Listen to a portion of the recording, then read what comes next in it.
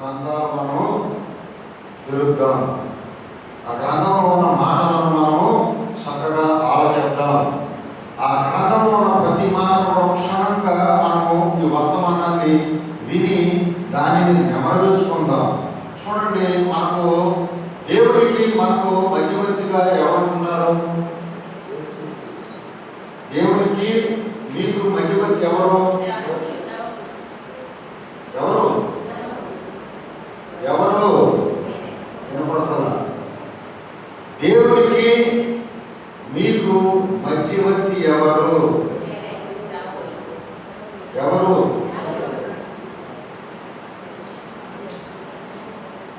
యేసు ప్రభు మాత్రమే. ఎందుకు ఈ మాట అంటే చూడండి, 1 తిమోతి 2:5 ఇక్కడ స్పష్టంగా చెప్తాడండి. మనము ఎక్కడికి వెళ్ళి ఎతకాల్సిన అవసరము లేదు.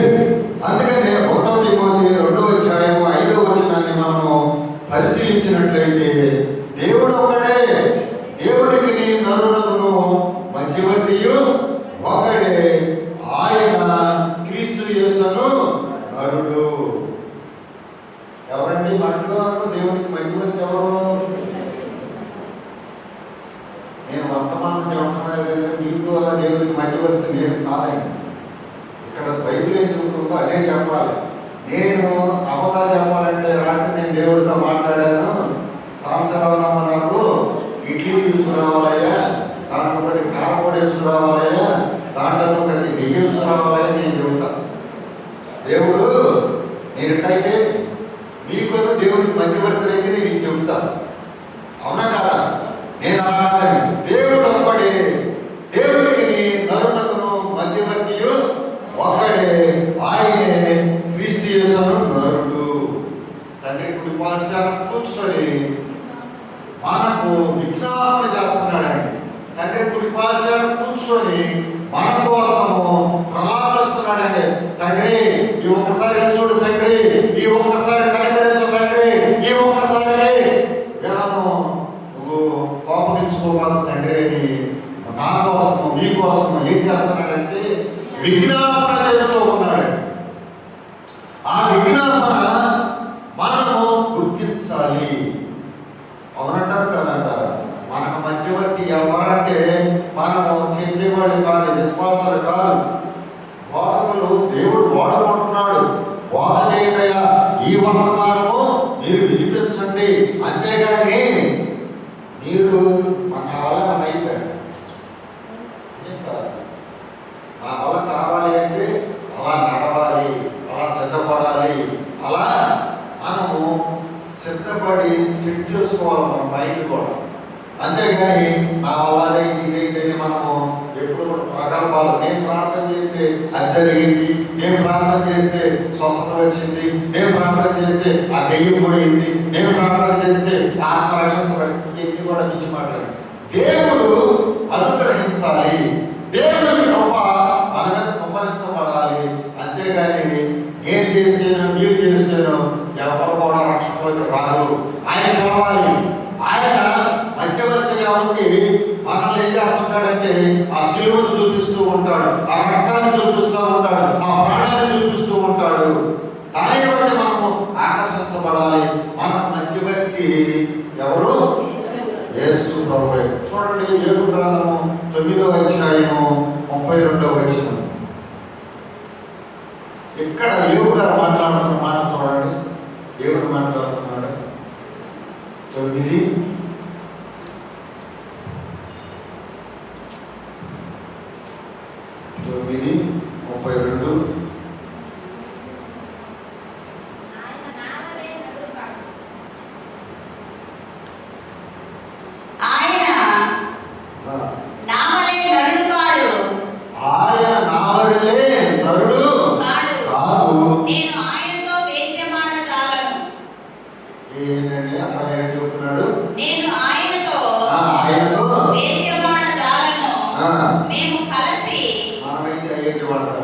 యోబు కాబట్టి యథార్థవంతుడు, నీతిమంతుడు, అలాంటి ధనికుడు ఆ కాలంలో దేవుడని కూడా అక్కడ మాట్లాడుతూ ఉంటాడు. మనమైతే ఏం ఆడతాం? ఆడమా ఏంటయ్యా నా రోగం తెప్పించావు, ఈ రోగం నాకు ఎందుకు తెప్పించావు అని మనం కొట్లాడతాం అని చేస్తాం.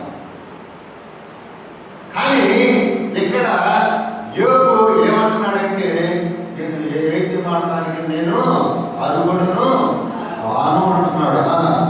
మేము కలిసి న్యాయ విమర్శకు పోలేము, మా ఇద్దరి మీద చేయి ఉంచదగిన మధ్యవర్తి మాకు లేడు. ఆ కాలంలో లేడు. అప్పుడు పాత నిబంధనలో ఏమయ్యేవాడంటే వచ్చి వెళుతూ ఉండేవాడు. దేవుడు మన అవసరాలు తీర్చడానికో మన అక్కలు తీర్చడానికో ఆయన మేఘం చాటకుండా వచ్చి మన అవసరాలు అక్కర్లు కనుక్కొని మళ్ళీ వెళ్ళిపోయేవాడు. అందుకని ఇక్కడ ఏమంటున్నాడంటే, మా ఇద్దరి మీద చేయి ఉంచదగిన మధ్యవర్తి మాకు లేడు. ఆయన తన దండమును నా మీద నుండి తీసివేయవలెను. నేను భ్రమసిపోకుండా ఆయన తన భయంకర మహత్యమును నాకు కనబరచకుండవలెను. ఆయన ఏమంటున్నాడు, తన దండమును నా మీద నుండి తీసివేయవలెను. నేను భ్రమసిపోకుండా ఆయన తన భయంకర మహత్యమును నాకు కనబరచకుండా ఉండవలెను. అది ఇలాంటి మాటలు మనమైతే ఆయనకి ఎదిరిస్తూ ఉంటామండి. ప్రభువా, నాకేంటి ఈ స్థితి, నా నెత్తి మీద ఇది తెచ్చిపెట్టేవేంటి, ఈ విధంగా నేను ఉన్నానేంటి, నా స్థితి ఏంటి, నా గతి ఏంటని మనం ఏంటంటే ఏది వాడతామండి దేవుడు. కానీ యోబు అలాంటి వాడు కాదు, యథార్థవంతుడు, నీతివంతుడు. కానీ ఆ ఉద్దేశంలో ప్రత్యేకించబడిన వాడుగా ధనికుడుగా ఉన్నాడు. యోబు చేస్తున్న తప్పు ఉంటే మనము ఇక్కడ గమనించుకోవాలి. అంటే ఏంటంటే తప్పు అంటే తప్పు కాదండి, అది తప్పుగా కూడా మనం ఎంచుకోకూడదు. నా బిడ్డలు తప్పు చేస్తారేమోనని ముందుగానే బలులు అర్పించేవాడు. ఆ ఫలితం అక్కడ ఏంటంటే మనం చూడాలి అంటే అక్కడ ఫలితాన్ని మనం ముందుగా, వాళ్ళు నీతిమంతులుగా ఉన్నారు, యథార్థవంతులుగానే ఉన్నారు. బిడ్డలు కూడా తండ్రికి తగినట్లుగా నడుచుకుంటున్నప్పుడు ఉదయకాలమున లేచి ఏం చేసేవాడు, బలులను అర్పించేవాడు. ఆ బలులు ఎందుకు అర్పించాలి, మనం ఎందుకు అర్పించకూడదు అనేది గమనంలోకి మనము రావాలి.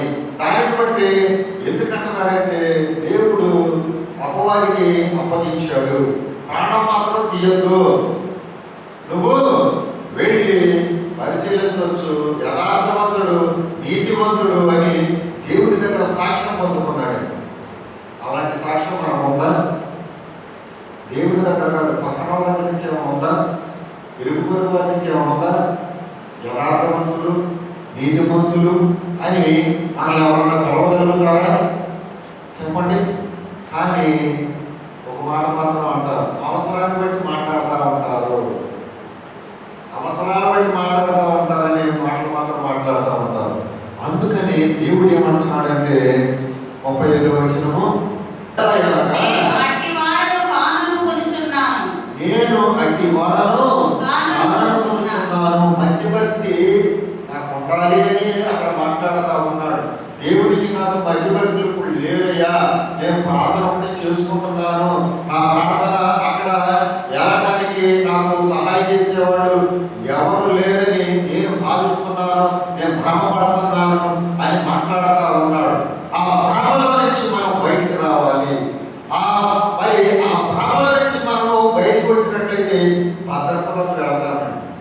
భ్రమలో నుంచి మనం బయటకు వస్తే భద్రత దేవుడు మనకు కలిగిస్తాడు. అందరి బట్టి కూడా దేవుడు స్తోత్రం కలుగును కాక. మరి ఇంకా మనం చూడగలిగితే ఎబ్రీ పత్రిక 9:15,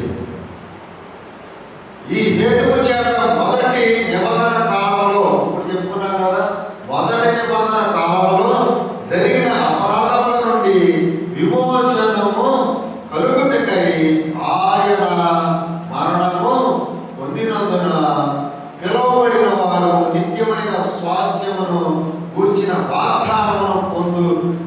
నిమిత్తము ఆయన కొత్త నిబంధనకు మధ్యవర్తి అయి ఉన్నాడు.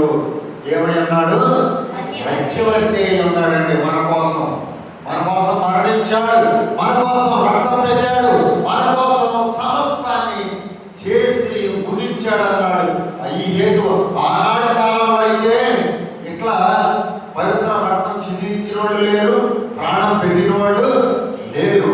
అందుకని ఈ హేతువు చేత మొదట నిబంధన కాలంలో జరిగిన అపరాధాల నుండి విమోచన కలుగుటకై ఆనాడు జరిగిన దానికి విమోచన కలుగుటకై ఆయన మరణము పొందినందున పిలువబడిన వారు నిత్యమైన స్వాస్యమును గూర్చిన వాగ్దానమును పొందు నిమిత్తము ఆయన కొత్త నిబంధనకు మధ్యవర్తి అయి ఉన్నాడు. ఎలా ఉన్నాడు? మనకు మధ్యవర్తి అయి ఉన్నాడండి. మనకు మధ్యవర్తి కావాలి. ఆయన లేకుండా మనం ఏది కూడా చేయలేము. ఆయన మనకు దేవుడి దగ్గర నుంచి ఒక మాట తెస్తా ఉంటాము. ఆయన మన దగ్గరికి ఒక మాట తెస్తా ఉంటాడు. ఎక్కడి నుంచి? మనం ఎక్కడుంటే దేవుని సన్నిధిలో ఉండి అడుగుతున్నప్పుడు నీకు ఒక మాట తీసుకొని వచ్చి నీకు ధైర్యం చెప్పే విధంగా ఉంటాడు. అంత మాత్రమే కాదు, ఇంకా మనం బలపరుస్తాడు, ధైర్యపరుస్తాడు, ఉత్సాహపరుస్తాడు. ఈ మార్గంలో వెళ్ళాడు అని మనకు ధైర్యం చెప్పగలిగిన శక్తి కలిగిన దేవుడుగా మనకు ఉండి కనిపిస్తా ఉన్నాడు. చూడండి, అదే ఎబ్రీ పత్రిక 8వ అధ్యాయము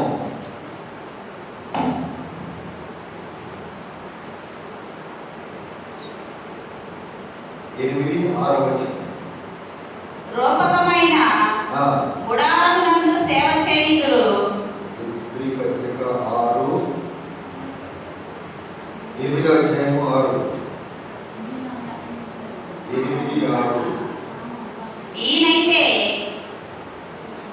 ఈయనైతే ఇప్పుడు మరి ఎక్కువైన వాగ్దానములను బట్టి నియమింపబడిన మరి ఎక్కువైన నిబంధనకు మధ్యవర్తి అయి ఉన్నాడు గనుక మరి శ్రేష్టమైన సేవాకత్వము పొంది ఉన్నాడు. సేవ చేస్తున్నాడు, మనకు సేవ చేస్తా ఉన్నాడు. మన కోసమే అన్ని కూడా ముగించిన దేవుడుగా ఉన్నాడు. అందుకని ఇక్కడ ఏమంటాడంటే 8-6 వచనాన్ని మనం చక్కగా పరిశీలించినట్టయితే ఇప్పుడు మరి ఎక్కువైన వాగ్దానములను బట్టి నియమింపబడిన మరి ఎక్కువైన నిబంధనకు మధ్యవర్తి అయి ఉన్నాడు కనుక మరి శ్రేష్టమైన సేవకత్వము పొంది ఉన్నాడు. ఎక్కువ సేవ చేయాలి. తండ్రి దగ్గర మనకు మంచి పేరు రావాలంటే ఏం చేయాలి? తండ్రి దగ్గర మనకి పేరు రావాలంటే ఏం చేయాలి? మంచి పనులే చేయాలి. దేవుడు తెలుసుకోవాలంటే మనం ఏం చేయాలి? మంచి పనులే చేయాలి. అదే చెడ్డ పనులు చేస్తే ఆయన మనల్ని మెచ్చుకుంటాడా? కానీ మౌనంగా ఉంటాడు. నిన్ను మెచ్చుకోడు, నిన్ను దూషించడు, నిన్ను విడిచిపెట్టడు. కానీ ఆయన ఏం చేస్తాడంటే మౌనంగా ఉండి దుఃఖిస్తూ ఉంటాడు. నీ యందు మౌనం వహించాడంటే ఆయన మనం బాధపడుతున్నట్టు మనం గ్రహించాలి. అవునంటారు కదంటారు. నీతో మాట్లాడుతున్నాడంటే నువ్వు ఇంకా పని చేయయ్యా, నువ్వు సమృద్ధైన జీవితంలోకి నువ్వు వెళ్ళయ్యా అని మాట్లాడుతూ ఉంటాడు.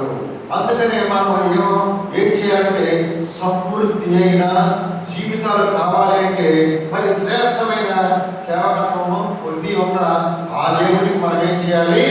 సేవ చేసే విధంగా మనము ఉండాలి. తర్వాత చూడండి, క్రొత్త నిబంధన ఆవశ్యకత ఏంటంటే మరి 7వ వచనాన్ని మనం పరిశీలించాలి. మొదటి నిబంధనలో పాపము లేనిదైతే రెండవ దానికి అవకాశం ఉండనేలదు. మొదటి దానికి ఏమంటున్నాడు? లోపము లేనిదైతే రెండవ దానికి అవకాశం ఉండనేలదు. అయితే ఆయన ఆపేక్షించు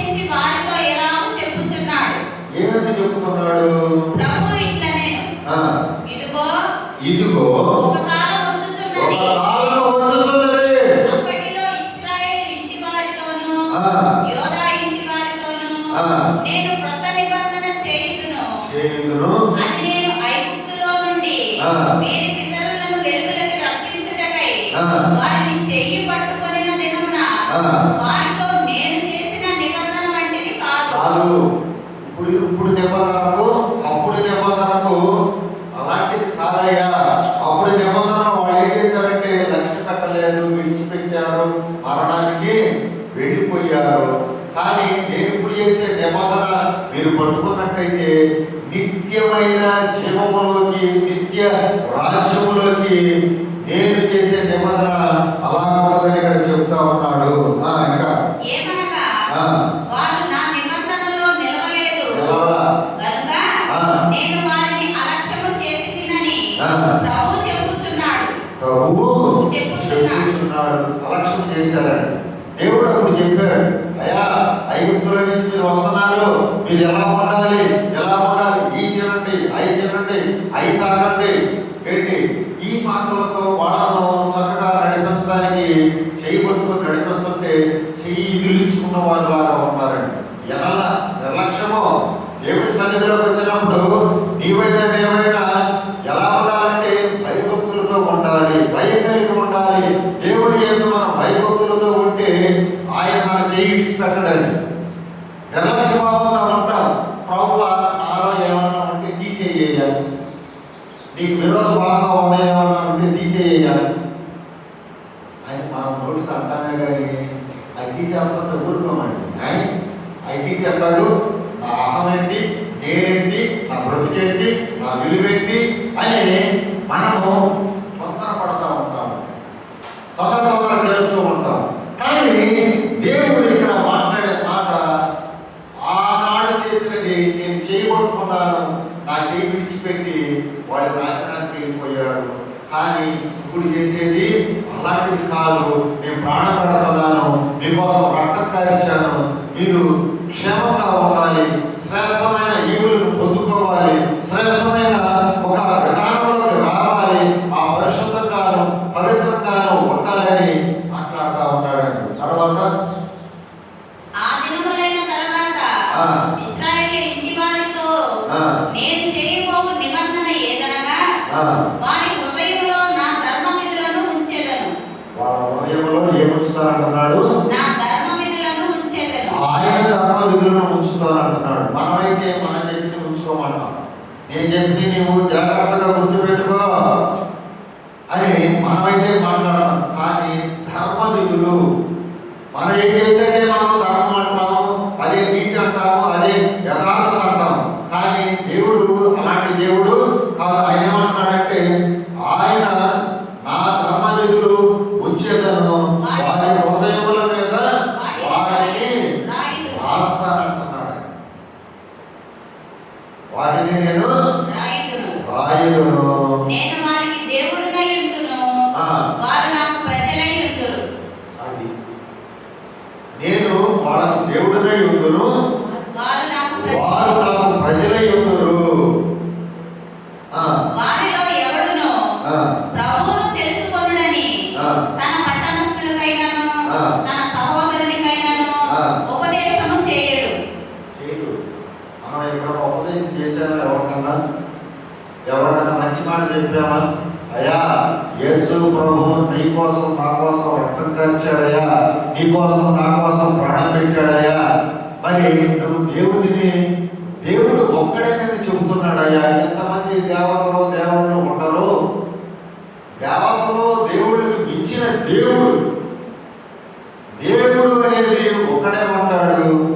ఆయనను మనము గ్రహించాలి, ఆయన మాటకు లోపడాలి, ఆయనే మనకు దేవుడని మనం గుర్తించాలని మనం ఎప్పుడన్నా సహోదరులకు ఎప్పుడన్నా మాటలు చెప్పామా? ఒక్కసారి మీరుగా గుర్తించండి, పరిశీలించండి, పరిశోధించుకోండి. మరి దైవ జనాలుగా మీరు ఉన్నారు, దేవుడి ప్రజలుగా ఉన్నారు. దేవుడు మీకు ఇచ్చిన ఆలోచనలు ఏంటి? దేవుడు మీకు ఇచ్చిన మరి ఆభరణాలు ఏంటంటే ఏం చెబుతారు మీరు? నాకు ఆహారం ఇచ్చాడు, నేను చేసుకోవాలి, నాకు అది ఇచ్చాడు. ఇచ్చాడు, నేను దీన్ని చేసుకోవాలి. ఈ కాదండి ఆభరణ, వాక్యము కంఠభూషణాలుగా ధరించుకోవాలి. వాక్యాన్ని మనము శిరస్సు మీద పెట్టుకోవాలి, చేతులతో కొట్టుకొని వెళ్ళాలి. అలాంటి వాక్యాన్ని మనం గ్రహించాలి. కానీ ఇప్పుడు మనము ఏది కావాలో ఏమి తిందామా, ఏమి త్రాగుతామా చింతపడుతూ ఉండకుండా దేవుని పని చేయడంలో మనము శ్రద్ధ వహించేవారుగా ఉండాలి. వారిలో చిన్నలు మొదలుకొని పెద్దల వరకు అందరూ నన్ను తెలుసుకొందురు. అందరూ తెలుసుకుంటారు, చిన్నల నుంచి పెద్దల దాకా. నేను వారి దోషముల విషయమై దయ కలిగి వారి పాపములను ఇకను ఎన్నడూ జ్ఞాపకము చేసుకొనెనని ప్రభువు సెలవిచ్చుచున్నాడు. నేను వారి దోషములను విషయమై దయ కలిగి వారి పాపములను ఇంకా ఎన్నడూ జ్ఞాపకము చేసుకొననని ప్రభువు సెలవిస్తున్నాడు. మనమైతే అవి జ్ఞాపకం చేసుకుంటానే ఉంటామండి. ప్రభువు ఏమన్నా వాటిని జ్ఞాపకం చేసుకోను అని ఆయన చెబుతుంటే, ఎందుకు ప్రభు వాళ్ళని ఎందుకు జ్ఞాపకం చేసుకోవు? నేను ఆ పాపం చేశాను కదా, ఆ దోషం చేశాను కదా, నువ్వెందుకు నా మీద దయ కలుగుతావు? నేను నీకు అర్హురాలు కాదు, నేను అర్హుడిని కాదు, ఆ పరలోకానికి నేను సరైన వ్యక్తులము కాదని ఆయన మనమే చెబుతాము. అవునా కదా? అలాంటి వారు కాకూడదని యేసు ప్రభు సెలవిస్తున్నాడు. ఏమంటే ఇక ఆయన కొత్త నిబంధన అని చెప్పుట చేత మొదటిది పాతదిగా చేసి ఉన్నాడు. ఏది పాతగిలి ఊడిపోవునో అది అదృశ్యమగుట సిద్ధముగా ఉన్నది. పాతది గతించిపోయే విధంగా, అదృశ్యమయ్యే విధంగా మనకు మధ్యవర్తిగా ప్రభువు వచ్చి ఉన్నాడు. దీనిని గమనించి మనము శ్రద్ధ వహించాలి, దేవుడి మీద దృష్టి పెట్టాలి. చూడండి, 1 యోహాను 2వ అధ్యాయం 1వ వచనం. సమయం అయిపోవచ్చింది.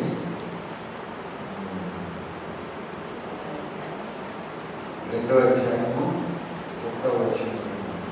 నా చిన్న పిల్లలారా, ఏమంటున్నాడు ఇక్కడ?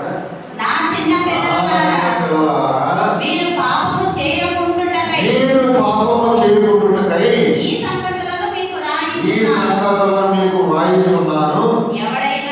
ఎవడైనను పాపము చేసిన ఎడల నీతిమంతుడైన యేసుక్రీస్తు అను ఉత్తరవాది తండ్రి యొద్ద మనకున్నాడు. తండ్రి యొద్ద మనకున్నాడు. ఎవరు? ఆయన నీతిమంతుడైన యేసుక్రీస్తు అను ఉత్తరవాది, మన పక్షాన వాదించడానికి వాదించే ఆయన నా పక్షాన ఉన్నాడు, వాదిస్తున్నాడు. మనం చూడండి, మనం ఏదైనా తప్పు చేసామంటే కోర్టులోకి వెళ్తే మన పక్షాన ఎవరు వాదిస్తారు? న్యాయవాది, లాయరు. అవునంటారు కదా? అలాగా దేవుడి దగ్గర అపవాదిని తృప్పివేయడానికి, వాడిని ఎదిరించడానికి ఈయన మన పక్షాన ఉత్తరవాదిగా నా దగ్గర ఉన్నాడు, నా పక్షాన ఉన్నాడు అని మనం గ్రహించాలి. అందుకని చిన్న పిల్లలతో పోలుస్తూ ఉన్నాడు.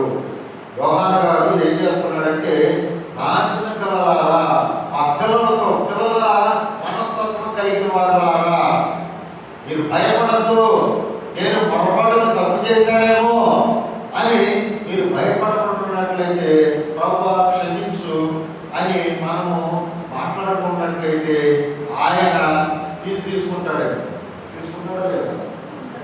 మన ఉత్తరవాదిగా ఉన్న ఆయన తీసుకుంటాడా లేదా? తీసుకుంటాడు.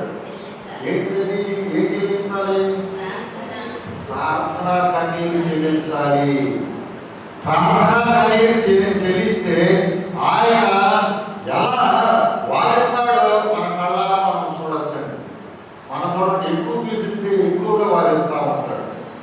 తక్కువ ఫీజు ఇచ్చేవారు వీడి ఇచ్చినంతగా వీడికి ఎంతమంది శిక్ష పడాలని వీడే నిర్ణయాలు చేస్తూ ఉంటాడు. అది అపవాది తత్వము. మనము నీతిమంతుడైన యేసు ప్రభువుని మనకు ఉత్తరవాదిగా నేను ఉంటున్నానయ్యా, నువ్వు భయపడద్దు అని ధైర్యం చెప్పగలిగిన వాడు ఆయన ఒక్కడే. మన పక్షాన వాదించడానికి, మధ్యవర్తిగా ఉండటానికి, మధ్య మధ్యవర్తులు లేకుండా ఏది కూడా కుదరదండి మనకు. కుదిరిందా? ఒక గీలం కొనాలన్నా కానీ మనకి ఎవరు కావాలి? మధ్యవర్తి అవసరమా లేదు.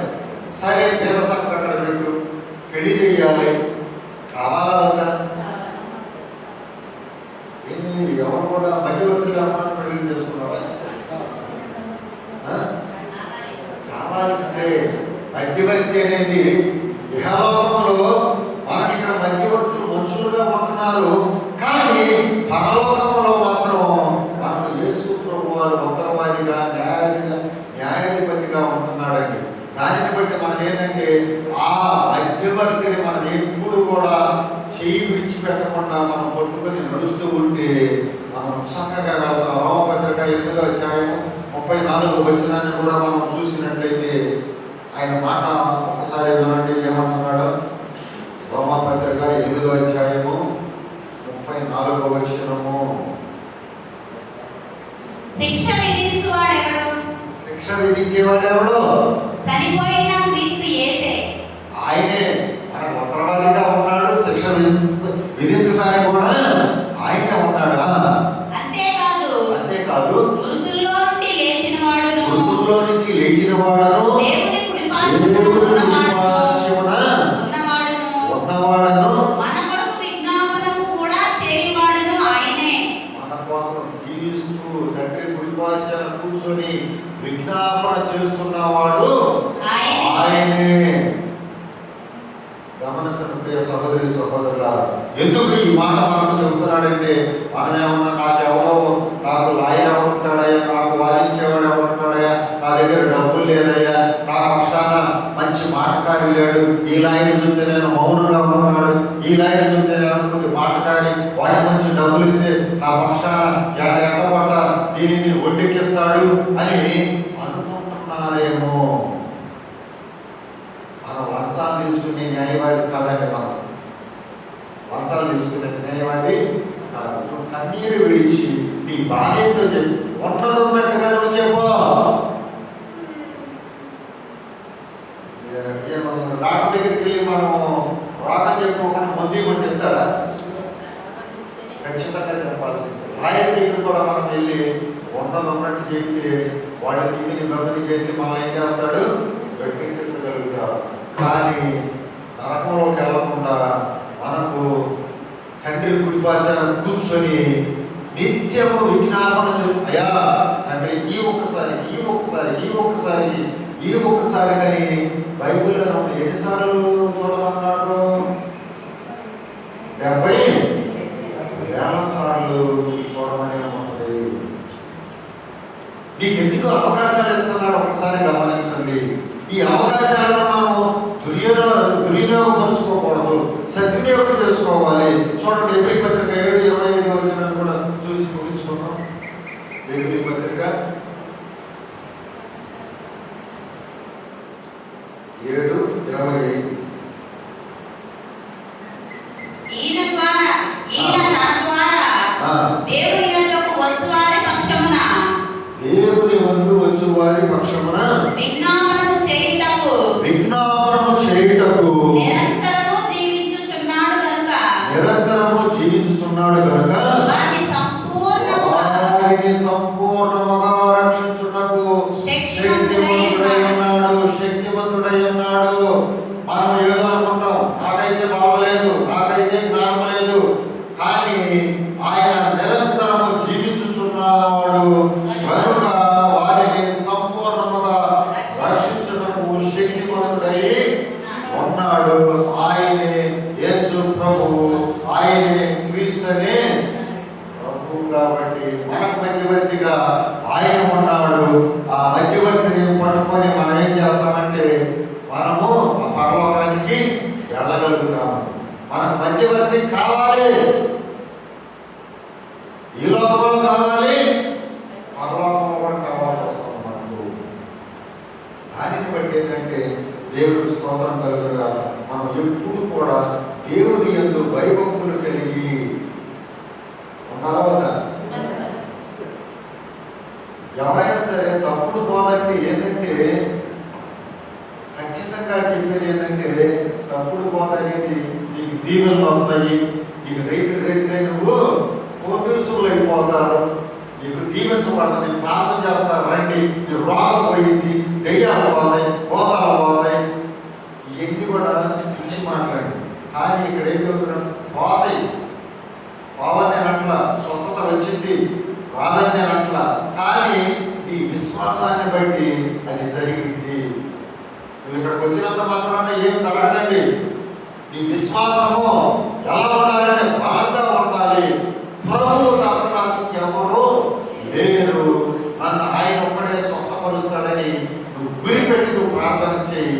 నీకు సంపూర్ణమైన ఆరోగ్యం తప్పకుండా దేవుడు ఇస్తాడు. అంతేగాని మందిరానికి వెళ్తున్నా కానీ నాకు ఏమి దొరకదు, ఏం దొరకాలి, ఏం దొరకాలి?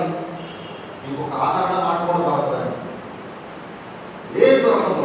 వాస్తవంగా దేవుడు చెప్పే మాట అదే, నువ్వు విశ్వాసంగా ఉండు. చూడండి, 12 సంవత్సరాల రక్తస్రావం కలిగిన స్త్రీ